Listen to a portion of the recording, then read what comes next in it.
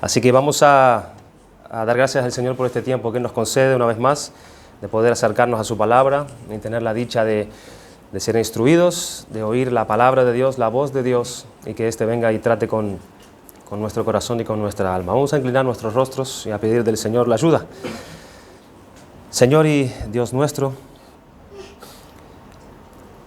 como cantamos, Señor, es una alegría, es un gozo exhortar a nuestra alma para que ésta venga y alabe y adore tu persona, tus atributos, tus obras, tus maravillas, aquellas grandes cosas y grandes proezas que tú has hecho en el medio de tu pueblo.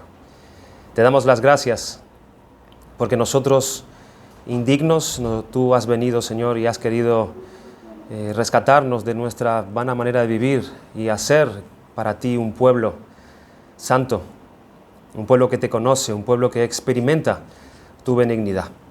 Y en respuesta de tu amor se acerca a ti en esta mañana para poder traer nuestras gratitudes al Dios de los cielos.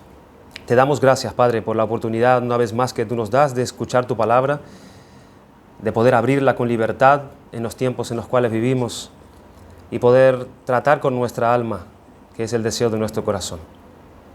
Rogamos que tú nos des oídos para oír, que tú nos des unas mentes lúcidas, claras, que tu Espíritu Santo ilumine nuestro entendimiento para que podamos recibir tu palabra en esta mañana. Rogamos que tú edifiques a tu iglesia por medio de tu palabra y que tú salves, oh Señor nuestro, a pecadores para tu gloria. Rogamos estas cosas en el nombre de Jesucristo con acción de gracias. Amén. Amén. Amén. Pues hermanos, vamos a continuar entonces con este tema que venimos trayendo, que venimos tratando hace ya unas cuantas semanas. Hoy es la enseñanza número 7 acerca de esos dos estados del corazón que se encuentra cada hombre y cada mujer en este mundo, que es la soberbia y la humildad. Cómo están los tratos de Dios para con unos y cómo son contrarios esos mismos tratos de Dios para con otros, según el estado de su corazón. Hemos estado considerando el pasaje de Primera de Pedro, capítulo 5, versículo 5, donde Dios declara, o Pedro declara, inspirado por el Espíritu de Dios, lo siguiente: Dios resiste a los soberbios y da gracia a los humildes. Y habíamos considerado en una de las enseñanzas que todos los hombres y mujeres que habitan en esta tierra ocupan estos dos estados. O tienes un corazón humilde ante Dios, o tienes un corazón soberbio y orgulloso al cual Dios resiste. No hay un estado medio. O estás resistido por Dios, o estás recibiendo la gracia de Dios.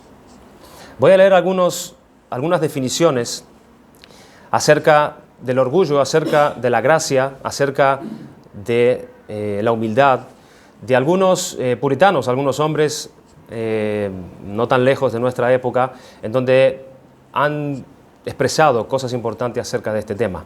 Pero antes yo quisiera decirles que el sermón o la enseñanza de esta mañana se titula Los más grandes, los más humildes. Los más grandes, por consecuencia, los más humildes. Decía Jonathan Edwards, él escribió lo siguiente: el orgullo tiene innumerables formas, pero solo tiene un fin: la autoglorificación. Ese es el motivo y la finalidad final del orgullo: robarle a Dios de la gloria legítima y buscar la autoglorificación contendiendo por la supremacía con Él es un pecado ante Dios. La persona orgullosa busca glorificarse a sí misma y no a Dios, intentando así, en efecto, privar a Dios de algo que solo Él es digno de recibir, o sea, su gloria. Decía Edwards con respecto al orgullo también: el orgullo es la peor de la víbora que se encuentra en el corazón y el mayor desestabilizador de la paz del alma y dulce comunión con Cristo. Es el secreto más oculto y engañoso de todos los deseos. Y él da una definición acerca de la humildad también. Él dice: la humildad es evaluarnos honestamente a nosotros mismos a la luz de la santidad de Dios y de nuestro pecado. ¿Y qué dijo él acerca de los placeres de una persona humilde? Él dijo, los placeres de la humildad son realmente los placeres más refinados, internos y exquisitos en todo el mundo. En otras palabras, no hay experiencia mejor en esta tierra que el de un humilde. Juan Calvino dijo, Dios no puede soportar ver a su gloria apropiada por la criatura en el más mínimo grado. Tan intolerable para él es la arrogancia de los que, al gloriarse a sí mismo, oscurecen su gloria lo más que pueden. Charles Spurgeon dijo, el orgullo es una cosa infundada y una cosa sin cerebro y la cosa más loca que puede existir, el orgullo. John Owen escribió lo siguiente, hay dos cosas que son adecuadas para humillar las almas de los hombres. Una, debida consideración de Dios y luego de nosotros mismos. De Dios, en su grandeza, en su gloria, en su santidad, en su poder, en su majestad y en su autoridad. Y de nosotros mismos, nuestra horrible, baja y vil condición pecaminosa. Y por último, John Stott escribió lo siguiente acerca de la cruz, como un instrumento supremo, el cual Dios usa para la humillación del hombre. Él escribió así, la cruz es el instrumento supremo para llevar a todo hombre a la verdadera humildad. Cada vez que miramos la cruz, Cristo parece estar diciéndonos, yo estoy aquí por ti. Cada vez que miramos la cruz, Cristo parece estar diciendo, es tu pecado el que estoy llevando. Cada vez que miramos a la cruz, parece que Cristo nos está diciendo, es tu maldición la que estoy sufriendo y tu deuda la que estoy pagando. Es tu muerte la que estoy muriendo. Nada en la historia o en el universo nos reduce como la cruz del Señor Jesucristo. Todos nosotros hemos inflado nuestro punto de vista acerca de nosotros mismos, sobre todo en la justicia propia que nosotros creemos tener, hasta que hayamos visitado un lugar llamado el Calvario. Es allí, a los pies de la cruz, que nos reducimos a nuestro verdadero tamaño. Y a eso nos exhorta Pedro en este pasaje que hemos leído en el capítulo 5, versículo 5. Él dijo, igualmente jóvenes, estad sujetos a los ancianos y todos sumisos unos a otros, revestidos de humildad. Hay otra traducción que dice, asimismo ustedes jóvenes, sométanse a los que son mayores de edad y revístanse todos de humildad en su trato mutuo unos con los otros. Tanto para la generación mayor, anuncia Pedro, como la generación de jóvenes, la humildad debe ser el sello de la vida del creyente. Pedro escribe, revístanse todos de humildad en su trato mutuo. En griego da una descripción interesante de esta acción de revestirse de humildad. La palabra vestir o revestir significa atarse una prenda de ropa en el cuerpo. Por ejemplo, los esclavos en la antigüedad se acostumbraban a anudar un pañuelo o un delantal blanco sobre su ropa para distinguirse de los demás hombres libres. Esa prenda sobre sus cuerpos señalaba claramente el estado de esclavitud que ellos tenían ante los demás hombres. La sugerencia de Pedro es que los cristianos deben atar a su conducta la humildad, de modo que se los pueda reconocer entre los demás hombres distinguidos. Pedro exhorta a los creyentes a atar la humildad a sus personas una vez y para siempre. El verbo está en un presente continuo, es una vez y para siempre, para que esa prenda sobre sus cuerpos señale claramente su estado de libres por Cristo. La humildad. La humildad como un nuevo vestido que nos identifica delante de Dios y delante de los demás hombres. En otras palabras, permanezcan revestidos a ella por el resto de sus vidas. ¿Y cómo se manifiesta la humildad? ¿Cómo es que esta humildad se manifiesta cuando Pedro da esta ilustración como de una prenda de vestir? La humildad se manifiesta cuando nosotros consideramos a otros mejores que a nosotros mismos. Por ejemplo, y nosotros tenemos una buena definición bíblica que encontramos en Filipenses capítulo 2, versículo 3, que dice, Nada hagáis por contienda o por vanagloria, antes bien con humildad, y es como si estuviese diciendo, o sea, estimando cada uno a los demás como superiores a sí mismo.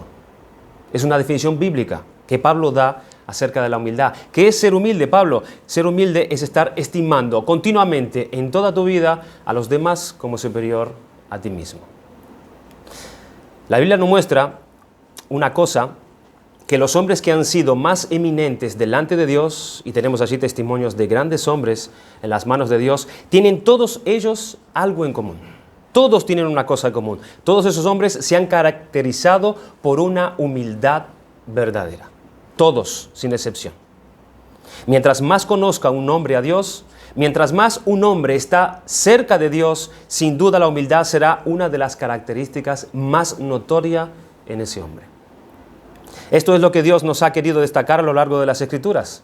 La palabra de Dios nos presenta a hombres importantes en los planes de Dios y en la obra que Dios ha hecho entre nosotros. Hombres que Dios los ha puesto en alto y han servido para nuestra enseñanza y para nuestro ejemplo que tenemos en la palabra de Dios. Y resulta que en todos ellos se destaca la humildad. Todos estaban revestidos de la humildad de la cual nos habla el apóstol Pedro. Repasemos algunos ejemplos entonces. ¿Cómo manifestaban la humildad de estos hombres en ciertas ocasiones en las vidas que ellos tuvieron? Para luego tratar de meternos en características y en detalles acerca de esta humildad. Cómo esa humildad es activa. Pero esto lo estaremos viendo a partir del próximo domingo. Estos diferentes ejemplos podían ser como las diferentes voces que forman un coro, que uniéndolas y manteniéndolas juntas producen una música singular. Imagínense a estos hombres, a estos grandes hombres y mujeres que la palabra de Dios nos da como testimonio de humildad, como si fueran un coro. Y cada uno de ellos tiene una voz singular en donde ese coro suena de una manera armónica y perfecta. Que uniéndolas y manteniéndolas juntas producen esa música singular y nos indica cómo suena la humildad. Una melodía, en verdad, tan especial y significativa en este mundo en el cual nosotros vivimos, que raro es escuchar. Y yo te voy a estar describiendo a algunos de los que forman ese bellísimo coro llamado humildad, y podrás escuchar o ver cómo suena esa música, cómo suena ese coro. Dice Pablo en Efesios capítulo 3, versículo 8. Búsquenlo por favor en sus Biblias. Efesios capítulo 3, versículo 8. Disculpen. Efesios capítulo 3, versículo 8.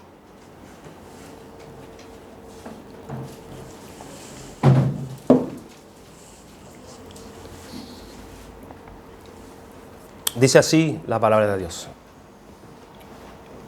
A mí, que soy menos que el más pequeño de todos los santos, me fue dada esta gracia de anunciar entre los gentiles el evangelio de las inescrutables riquezas de Cristo. Consideremos por un momento, hermanos, a este hombre eminente como lo fue el apóstol Pablo. Este hombre que tenía un entendimiento acerca del evangelio elevado como ninguno.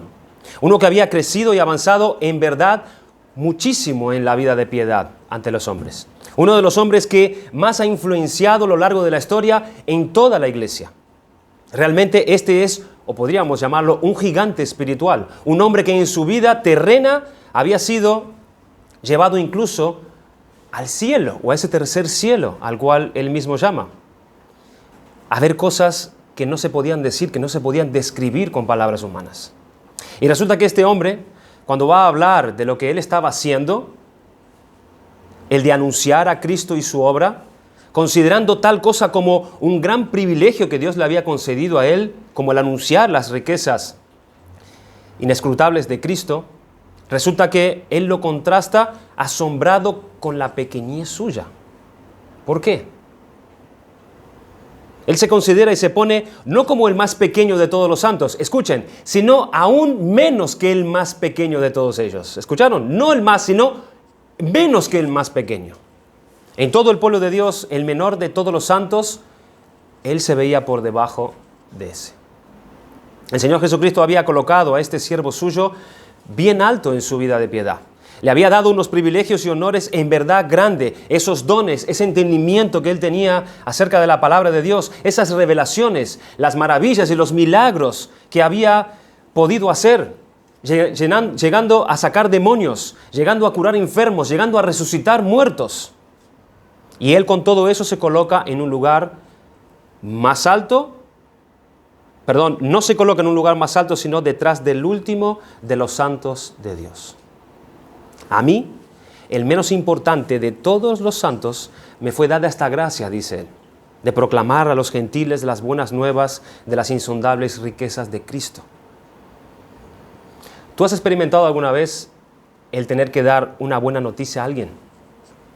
¿Has experimentado, mientras tú estás esperando para encontrarte con esa persona, es como que tú te vas llenando de ansiedad, esperando ya encontrarte para darle esa buena noticia a tu esposo, a tu esposa o a quien sea? Que parece que tú quieres que rápido esté esa persona porque tú quieres ver la cara que va a poner cuando tú le des esa buena noticia.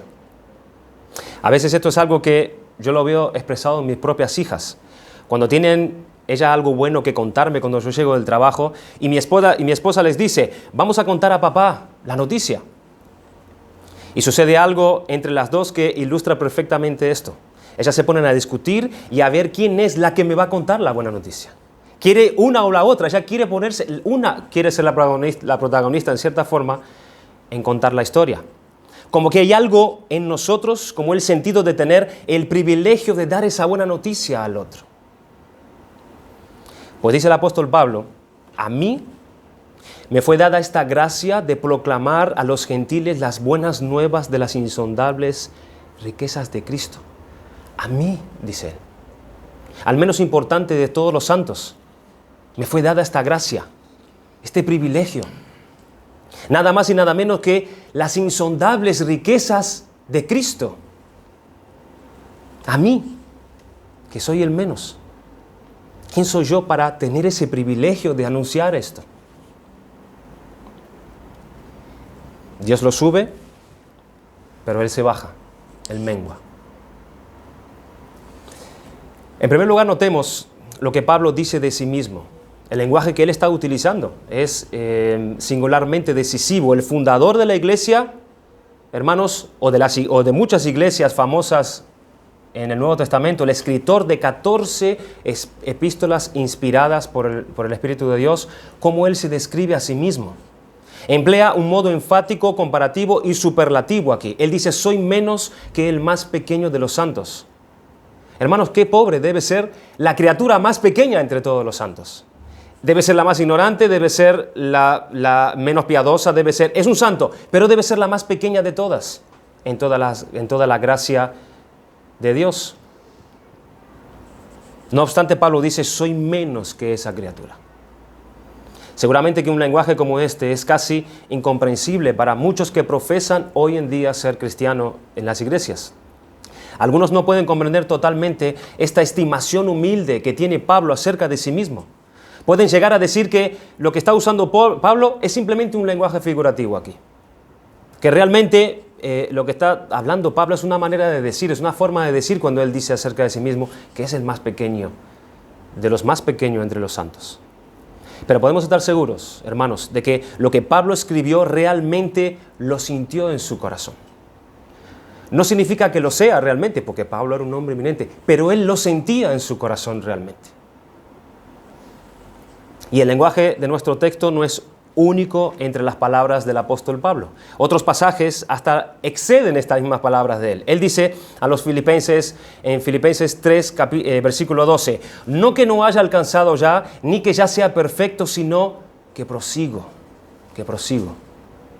A los corintios les confirma en 1 Corintios 15, 9, porque yo soy el más pequeño de los apóstoles, que no soy digno de ser llamado apóstol. A Timoteo le asegura lo siguiente en 1 Timoteo 1:15, Cristo Jesús vino al mundo para salvar a los pecadores, de los cuales yo soy el primero.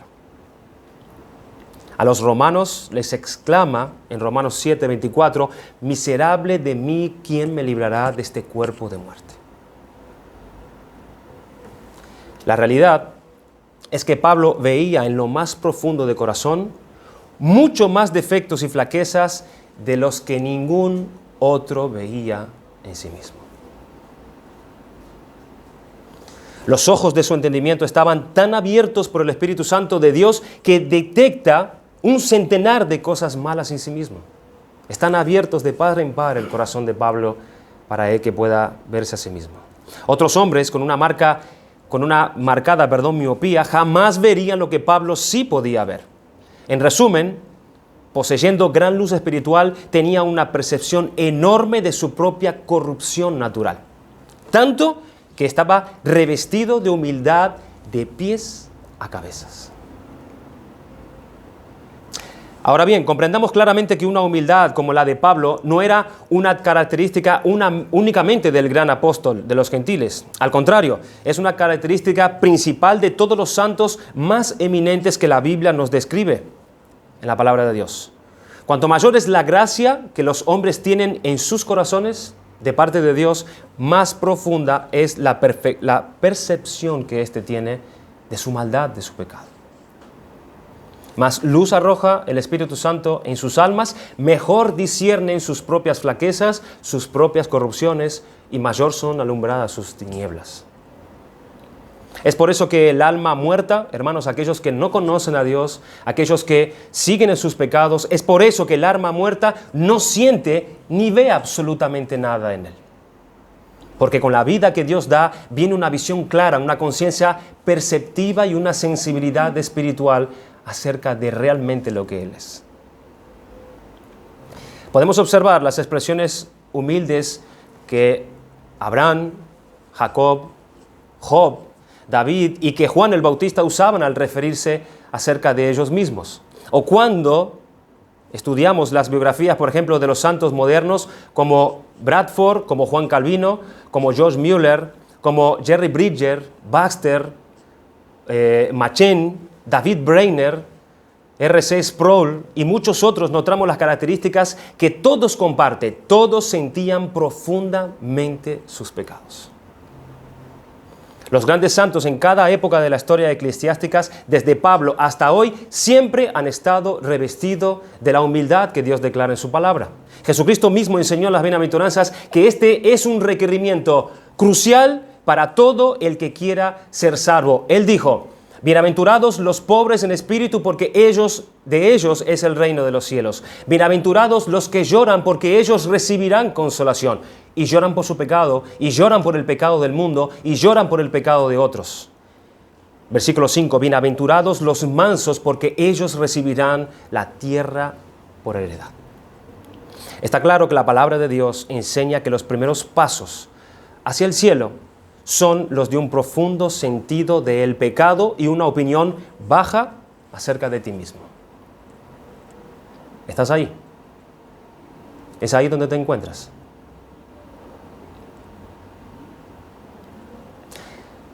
Hay una débil y tonta tradición de que el comienzo de una vida cristiana se caracteriza por sentirse bueno, de sentirse una buena persona. En cambio, hay un gran principio bíblico de que nosotros tenemos que comenzar a sentirnos y vernos como malos, lo que realmente nosotros somos. Y que hasta que realmente nosotros no nos sintamos malos, nada sabremos de la bondad y nada conoceremos acerca de la salvación que Cristo logró en la cruz por nosotros. Bienaventurado el que ha aprendido a acercarse a Dios con la oración de aquel publicano: Dios, sé propicio a mí, que soy un pecador. Así que, hermanos, procuremos todos ser más humildes. Podemos saber algo de esto ahora, pero cuanto más sepamos, más nos pareceremos a nuestro Señor Jesucristo.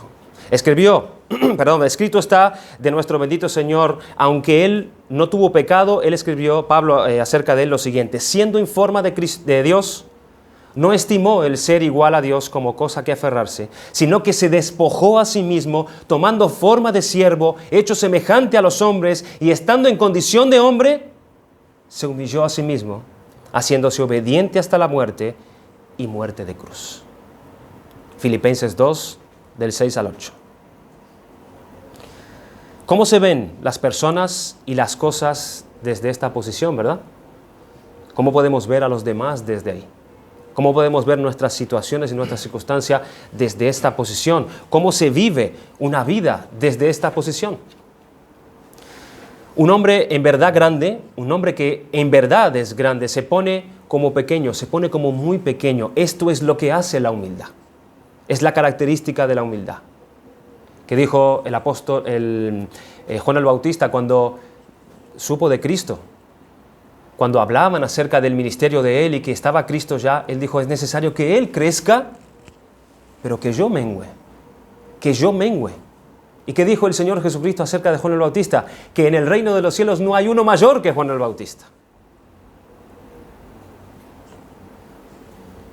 Hay hombres pequeños, al contrario, que son en verdad poca cosa, pero se hacen y se estiman ellos mismos como grandes en este mundo. Esto es lo que hace la altivez de espíritu. Veamos entonces, hermanos, algunos hombres engrandecidos por Dios en el pasado, en la Biblia, y tomemos como ejemplo este carácter humilde para nosotros hoy. Por ejemplo, claro y característico es la vida de Job.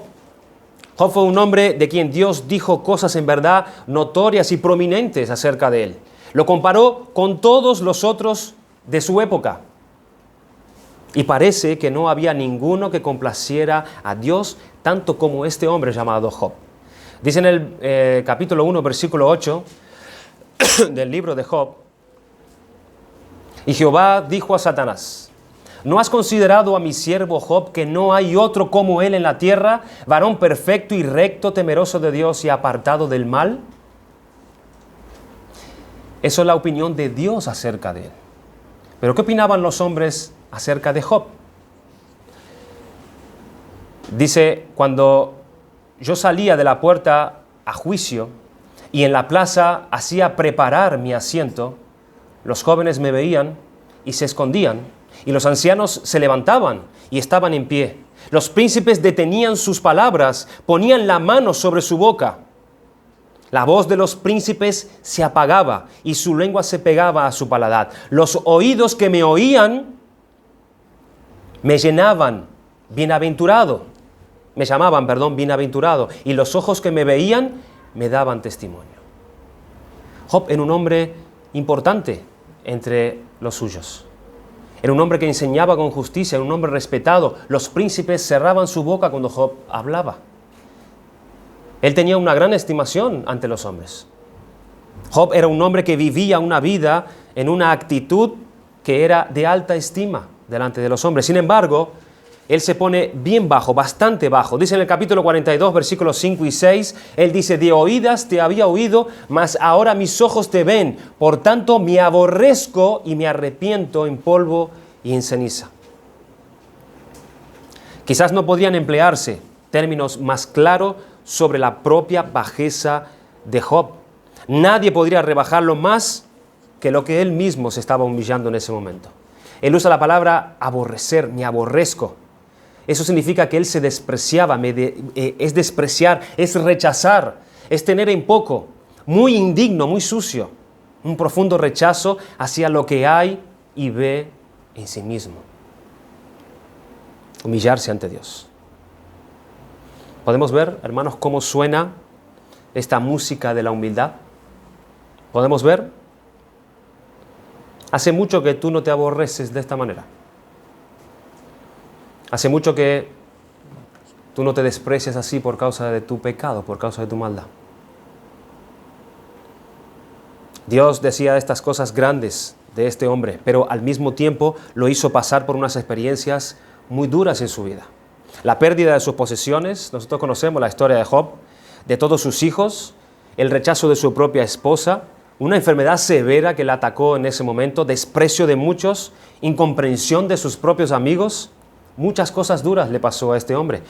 Todas estas vivencias revolvieron todo el interior del corazón de Job.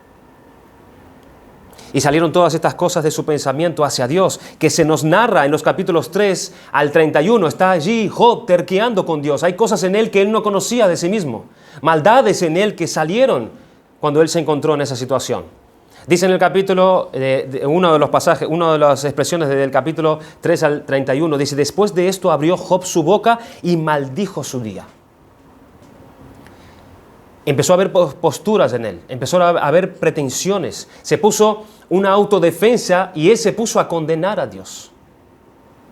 Pero como le reprendió Eliú allí en el capítulo 32, versículo 2, que dice: entonces Eliú, hijo de Baraquel, Busita, de la familia de Ram, se encendió en ira contra Job, se encendió en ira porque cuanto se justificaba a sí mismo más que a Dios.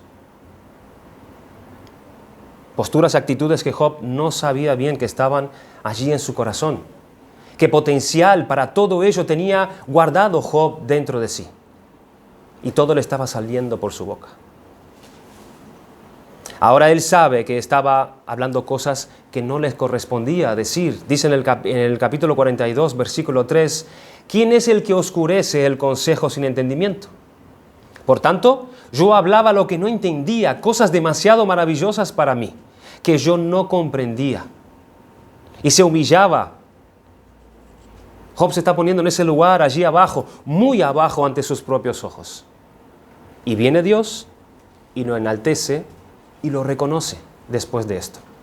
Versículo 7 de ese capítulo 42. Y aconteció que después que habló Jehová estas palabras a Job, Jehová dijo a Elifaz Temasita: mi ira se encendió contra ti y tus dos compañeros, porque no habéis hablado de mí lo recto como mi siervo Job. Allí estaba Dios ya comenzando a enaltecer a Job. Pero él se pone bajo, muy bajo. Él es un hombre que es digno del desprecio y es digno del más profundo rechazo de Dios. Y se aborrece a sí mismo por lo que él ha estado viendo acerca de sí mismo. Un hombre que supo humillarse bajo la poderosa mano de Dios, y Dios lo exaltó cuando fue su tiempo.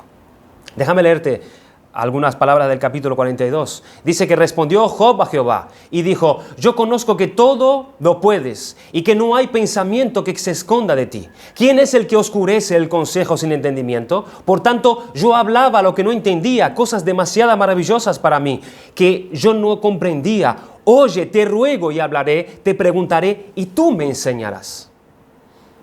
Y quitó Jehová la aflicción de Job cuando él hubo orado por sus amigos, y aumentó al doble todas las cosas que había sido de Job. Dice en el versículo 11: y vinieron a él todos sus hermanos y todas sus hermanas y todos los que antes le habían conocido, y comieron con él pan en su casa, y se condolieron de él, y le consolaron de todo aquel mal que Jehová había traído sobre él, y cada uno de ellos le dio una pieza de dinero y un anillo de oro. Y bendijo Jehová el postrer estado de Job más que el anterior, porque tuvo 14,000 ovejas, 6,000 camellos, 1,000 yuntas de bueyes y 1,000 asnos, y tuvo 7 hijos y 3 hijas. Después de esto, vivió Job, terminando el capítulo, 140 años, y vio a sus hijos y a los hijos de sus hijos hasta la 4ª generación, y murió Job viejo y lleno de días. Dios lo exaltó. Tenemos otro ejemplo de otro hombre, o de otra voz en este coro, que es el profeta Isaías. Isaías ha sido otro hombre que llegó a ser muy destacado y muy notorio entre los profetas del Antiguo Testamento. Los reyes, por ejemplo, ¿cómo lo tenían Job a los reyes? En los tiempos difíciles, dice la palabra de Dios que los reyes buscaban a Isaías. Dice en el capítulo 37, versículo 1 y 2, aconteció pues que cuando el rey Ezequías oyó esto, rasgó sus vestiduras y cubierto de cilicio vino a la casa de Jehová, y envió a Eliaquín, mayordomo, a Sedba, escriba, y a los ancianos de los sacerdotes, cubierto de cilicio, a buscar al profeta Isaías, hijo de Amós. Cuando había problemas, mandaban a llamar a Isaías. Y también era un hombre que estaba en la posición para reprender incluso a los reyes. Dice el capítulo 39, versículo 3, cuando el rey Ezequías trajo a esa gente de Babilonia para que pudiera él enorgullecerse con todo lo que había en su palacio, él lo reprendió y dijo: entonces el profeta Isaías vino al rey Ezequías y le dijo: ¿qué dicen estos hombres? ¿Y de dónde han venido a ti? Y Ezequías respondió: de tierra muy lejana han venido a mí, de Babilonia. Allí estaba Isaías reprendiendo al rey. Ninguno como este profeta en el Antiguo Testamento, por medio del cual Dios declaró también la venida de nuestro Señor Jesucristo. Nadie habló acerca del Mesías más que este profeta. Algunos dicen y consideran incluso que el libro de Isaías se podía perfectamente establecer como un evangelio, porque habla mucho acerca del Señor Jesucristo. Pues este hombre destacado nos dice cómo se veía a sí mismo y cómo él se estimaba hablar acerca de sí mismo. Dice en el capítulo 6, versículo 5, entonces dije, cuando él vio la gloria de Dios delante de él, él dijo, ay de mí que soy muerto, porque siendo hombre inmundo de labios y habitando en medio de pueblo que tiene labios inmundos, han visto mis ojos al Rey, Jehová de los ejércitos. Dice que Isaías se veía a sí mismo como un hombre muerto, un ser inmundo. Dios se le acerca, se le da a conocer y él puede percibir algunos aspectos de la gloria de Dios en esa visión. Toma esa conciencia de sí mismo. Él se ve a sí mismo indigno para estar allí, para estar cerca de Dios en ese momento. No puede ser que un ser como él pueda estar ahí, en la misma presencia de un Dios 3 veces santo. Soy como un hombre muerto. Pero además de ser pequeño, él se ve su pecado y él se ve como sucio, él se ve como manchado. Noten lo que él dice, ay de mí. Esa expresión que él usa, Isaías la usó no sé cuántas veces como un aye para otras naciones o para el mismo pueblo de Israel. Y ahora él se está tirando o poniéndose de sí mismo este ay de mí. Es un tono de desesperación, porque es consciente que es digno de juicio, sabe que Dios lo tiene que desechar por su pecado y él es digno de muerte. Qué bajo se ve el profeta Isaías. Ese es un buen lugar donde estar, donde están los grandes. Los grandes están en los lugares bajos, siempre, siempre. Jesucristo dijo de sí mismo, yo no vine a ser servido, sino que vine a servir y a dar mi vida por el rescate de muchos. Podemos distinguir, hermanos, los tonos de esa música especial de la humildad cuando ésta está en el alma. Podemos distinguir esa música. Si te pusieran allí, si yo te tomara a ti y te pusiera allí entre estos hombres en ese coro, ¿tu voz desentonaría? ¿Se notaría enseguida que hay uno allí que no encaja en ese coro? ¿Tu voz se armonizaría con la de ellos? ¿O tú desentonarías? Haría notorio tu gran falta de humildad. ¿Sabrías tú distinguir los tonos de esa música tan especial y tan singular? Tenemos al patriarca Abraham. Aquí tenemos otro de los hombres referentes según las Escrituras. Se nos dice que él fue el padre de todos los creyentes. Circuncidados e incircuncidados, de judíos y de gentiles. Se dice que Abraham fue el pionero de la fe. Aquel que nos ha indicado a todos cómo podemos acercarnos a Dios y vivir delante de Dios por la fe, según Romanos capítulo 4, versículos 11 y 12. Y además Dios mismo le da a él un título especial. ¿Se acuerdan? ¿Qué título dio Dios? El amigo de Dios. Dios lo llamó el amigo de Dios. No un amigo, el amigo de Dios. Y se cumplió la escritura que dice, Abraham creyó a Dios y le fue contado por justicia y fue llamado amigo de Dios. Pero observemos cómo este hombre hablaba de sí mismo cuando él estaba tratando con Dios en un momento. Es en aquel momento donde él va a interceder por Sodoma y Gomorra y por su sobrino Lot. Él quiere que su sobrino Lot sea librado en ese momento. Y él hace varias peticiones a Dios para que Dios perdone esta ciudad, para que Dios tenga misericordia. Si haya allí unos pocos justos, que Dios tenga misericordia. En la segunda de las peticiones, en Génesis capítulo 18, versículo 17, él dice, ¿quién le está pidiendo estas cosas a Dios? ¿En qué posición él se coloca para poder expresar a Dios su petición? Él dice, y Abraham replicó y dijo, he aquí ahora que te he comenzado a hablar, a mí, Señor, aunque soy polvo y ceniza. Como dijo acerca de sí mismo, soy polvo y ceniza. ¿Tú has pensado acerca de ti esto alguna vez? que tú eres polvo.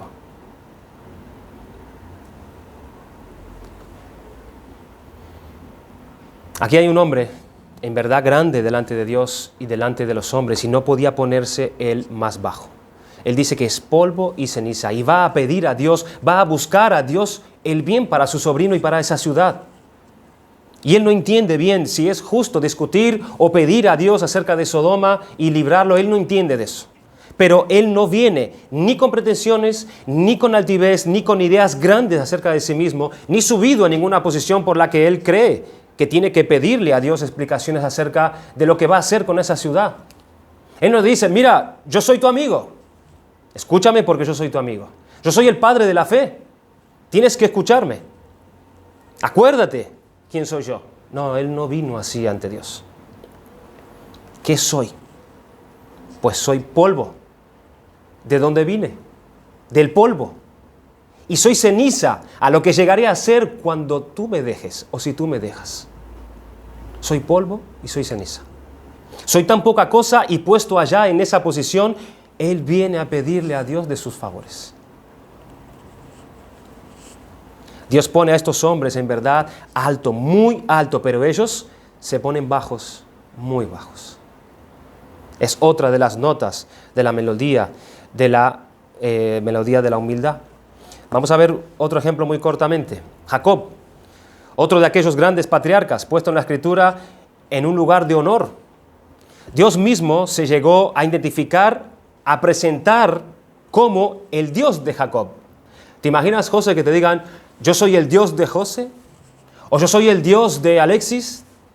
¿Se imaginan qué honor? Dios se está refiriendo a ti como el Dios de... Es un honor que Dios se haya referido a él de esta manera. Y es por quien se designa a todo el pueblo de Dios a la vez. En el Salmo 78, versículo 71, detrás las paridas lo trajo para que apacentase a Jacob su pueblo y a Israel su heredad. Dios dio el nombre de Jacob al pueblo de Dios. Eso es muy grande. Es muy grande. Era un honor para este hombre. Pues este volvía a casa, a su diestra, ¿recuerdan la historia? A su tierra, perdón. Después de más de 20 años, Jacob está volviendo a su lugar donde nació. En casa de su tío Labán él estaba, allí huyendo de su hermano Esaú, que lo quería matar. Y él llegando a su destino, él se encuentra con su hermano que salió a recibir con 400 hombres para poder matarlo. Y no sabía con qué intenciones su hermano venía con tantas personas hacia él. Pero nosotros conocemos la historia. Y él va a buscar ayuda de Dios en oración. Y en ella nos muestra dónde él se puso, en qué lugar se puso cuando él vino a buscar de Dios el pronto auxilio. Dice en Génesis 32:10, menor soy que todas las misericordias y que toda la verdad que has usado para conducirme. Él quiere decir que él es indigno. Yo soy de la menor de todas las misericordias que Dios ha dado. La menor de todas. Ese es el lugar más apropiado para estar. Esta es una visión clara de la realidad de su persona y condición. Él viene delante de Dios y se pone ahí como uno que no merece ni la más pequeña de las bondades que Dios ha dado a alguien jamás. Y esto lo hace reposando ante Dios y humillado ante Él. Y desde este lugar Él pide a Dios de su favor. Aquí hay una conciencia de pobreza, de gran pobreza delante de Dios. No hay méritos en Él, no hay justicia, no hay reputación, no hay sentido ninguno de grandeza para esperar y reclamar algo de Dios. Yo soy el más indigno de las más pequeñas de tu misericordia. No soy digno de ni la más pequeñita. Todo lo contrario, él está vacío, completamente vacío de todo de sí. Otra vez más, otro hombre más que se une a este coro para darnos la melodía de la humildad. ¿Cómo suenan estas melodías todas juntas? Vamos a dar un par de consideraciones y vamos concluyendo. Puede que a nosotros nos extrañe un poco en estos tiempos, y no voy a negarlo, en la mentalidad en la que nosotros vivimos hoy, y que tal forma de pensar y de sentir nos parezca en tanto rara y hasta quizás enfermiza. Quizás estarás pensando, pero qué exagerados estos hombres, ¿no? Pensarse así acerca de sí mismo, yo no lo veo tan. Quizás nosotros podemos pensar hoy en día, en la sociedad en la que nosotros vivimos, vivimos en un mundo cuando la soberbia está tan extendida y sus influencias tan generalizadas que pensar de esta manera es algo de locos. Es algo de locos. Lo vemos en niños, hermanos, rebeldes desde muy chicos.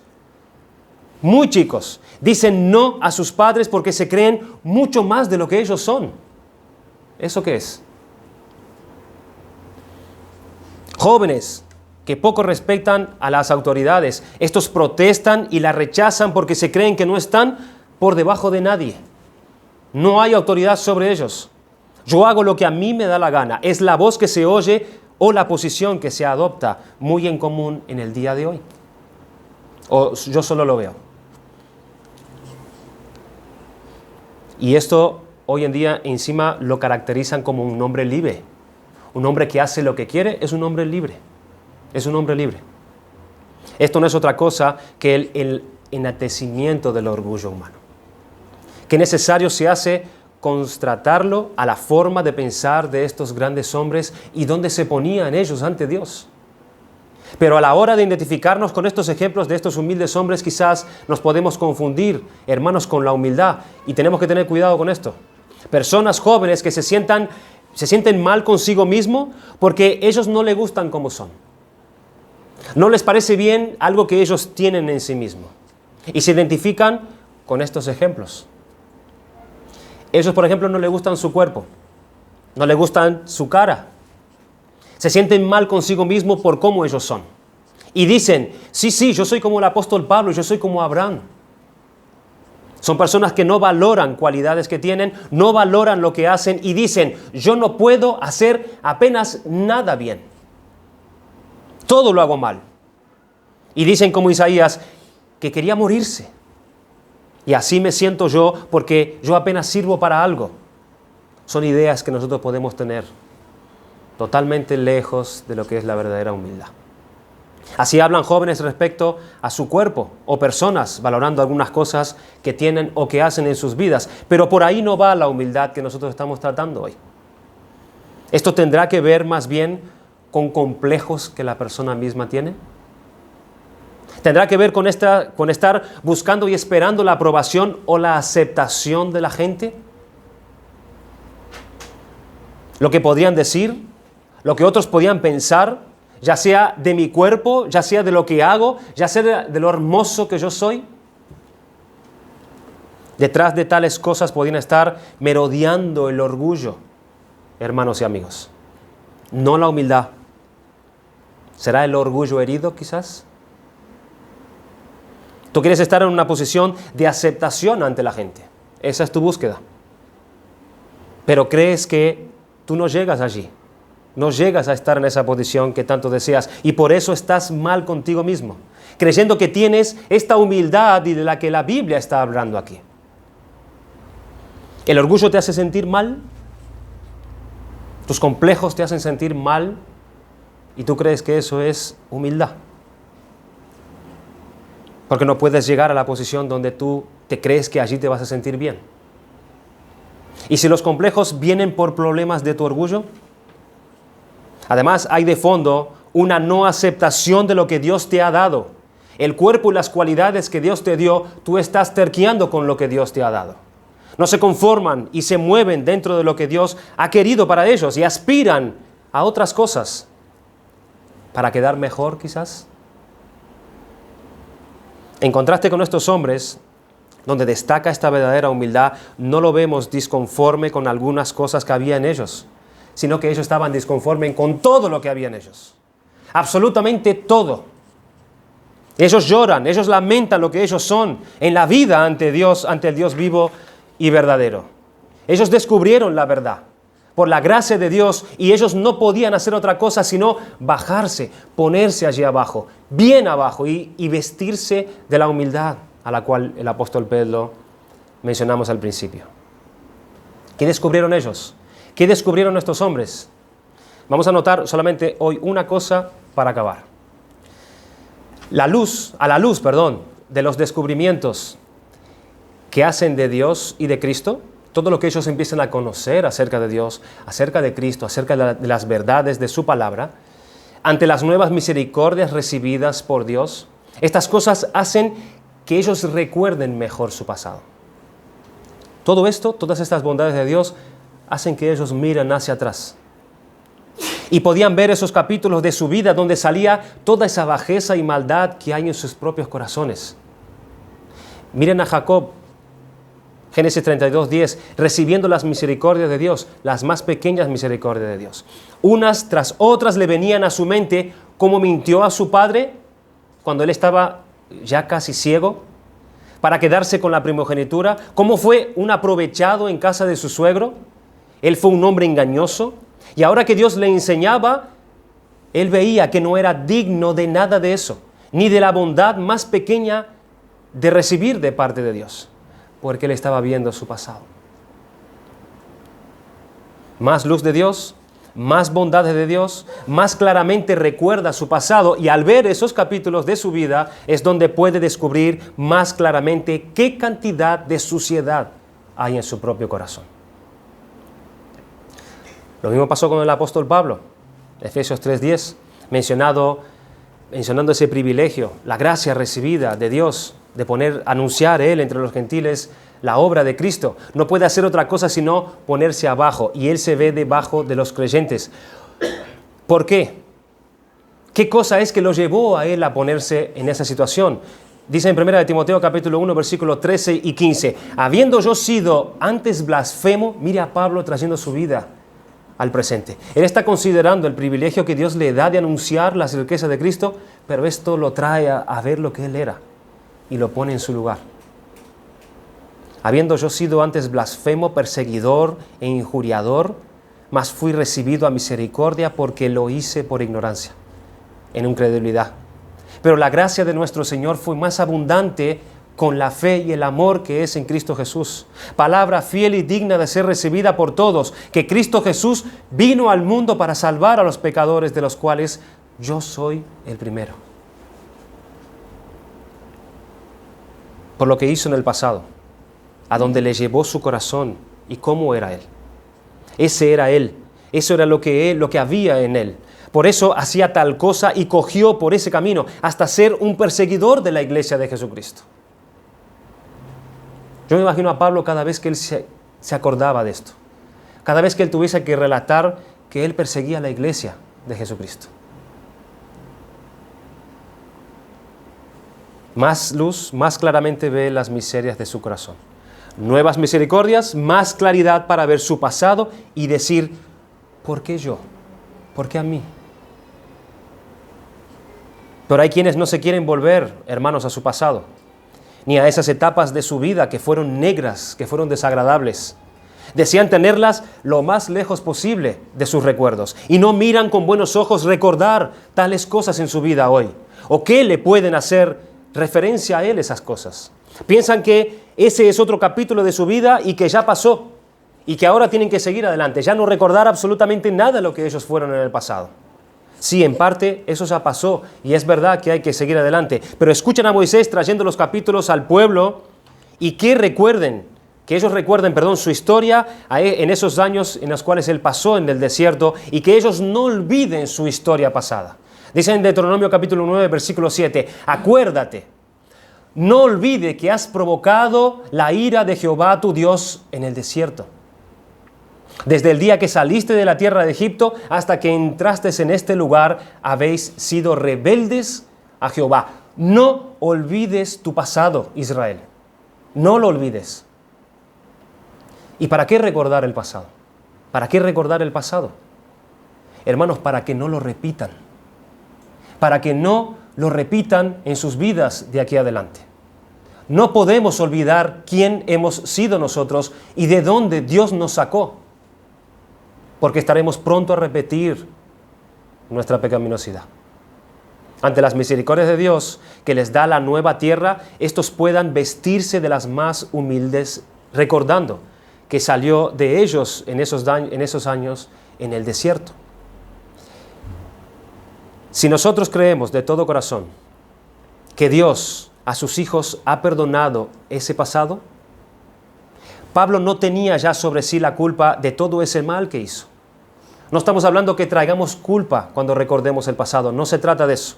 Jacob fue librado de las culpas de esos pecados pasados. Su pasado no le carga con la culpa, porque la sangre de Cristo puede borrar todas nuestras manchas delante de Dios. Ese no es el problema. Entonces, ¿para qué mirar hacia atrás y no olvidar? Porque ahora ese pasado se convierte en un espejo donde nosotros vemos la iniquidad y bajeza que se esconde y sale de nuestra propia alma. No olvidar que todavía somos esos, hermanos. Todavía somos esos. Y para que nosotros vengamos y nos pongamos en el lugar que nos corresponde estar. Más descubre de Cristo, nuevas misericordias experimenta, más se ve en ese espejo su miseria pasada para humillarse otra vez y otra vez y otra vez y para ponerse en ese lugar que a él le corresponde. El hombre orgulloso más misericordia experimenta de Dios, escúchame, más orgulloso se pone. El hombre que no es humilde, cuanto más recibe de Dios, más orgulloso se pone. Las misericordias de Dios hacen que sean más altivos estos hombres. Todos le parece poco y encima se quejan de por qué estos no tienen más. No son humildes. No son humildes. Dice en Deuteronomio 31:20, porque yo les introduciré en la tierra que juré a sus padres, la cual fluye leche y miel, y comerán y se saciarán y engordarán y se volverán a dioses ajenos y les servirán y me enojarán e invalidarán mi pacto con ellos. ¿Cómo es que Dios ya sabía lo que iba a pasar con ellos, verdad? Iban a entrar en la tierra prometida, iban a ser grandemente bendecidos, pero iban a dejar a Dios por su orgullo. Entran en la nueva tierra, comen, se sacian, engordan y ya se creen que ellos pueden andar como ellos quieren. Se hacen dioses según sus propios deseos. No es otra cosa sino el orgullo que crece ante las bondades de un Dios lleno de misericordia. Hermano, te pregunto, ¿qué música estás oyendo? ¿Qué música estás oyendo? ¿Dónde estás? ¿Entre quiénes estás? ¿Esa que te incita a olvidarte más de tu pasado? ¿O ponerlo más lejos? ¿Ese pasado donde viste que está lleno de suciedad, de iniquidad, que te muestra lo que hay en ti? Pero ahora ya pasó. Estamos en otro capítulo. ¿Has visto cómo Dios te ha bendecido, te ayuda, te guía, te provee, tú comes, te estás saciando? Estás engordado.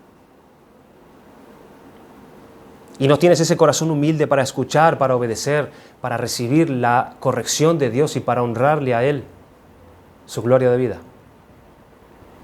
Es el trabajo del orgullo en el corazón, que nos va llevando a olvidar el pasado y así nos prepara para repetirlo. Qué triste cuando nos olvidamos, hermano, de dónde Dios nos sacó. Qué triste, qué triste. Dios resiste a los soberbios, pero da gracia a los humildes. Escuchen la letra del himno, y con esto terminamos, que cantan estos humildes, estos humillados de Dios. Soy menos que el más pequeño de todos los santos. Me aborrezco y me arrepiento. Soy polvo y ceniza. No merezco ni la más pequeña de tus misericordias, oh Dios. ¿Quién me librará de este cuerpo de muerte? Esa es la música que oyes y sale de tu corazón ante los descubrimientos que Dios te permite hacer de Cristo y de su palabra y experimentar las buenas bondades de Dios cada día. Esta es la gracia de la humildad que Dios honra. A estos son los que Dios les da de su gracia y los enaltece hasta lo sumo. A estos y solamente a estos. Hermanos, que Dios nos ayude y que nos dé de su gracia para que a la hora de nosotros aplicar esto a nuestro corazón, nosotros no nos veamos fuera de esta ecuación. Porque todos estamos allí. Todos estamos necesitados de salirnos cuanto antes de esa posición. porque depende de la gracia o depende de la resistencia de Dios. Vamos a dar gracias a Dios por su palabra.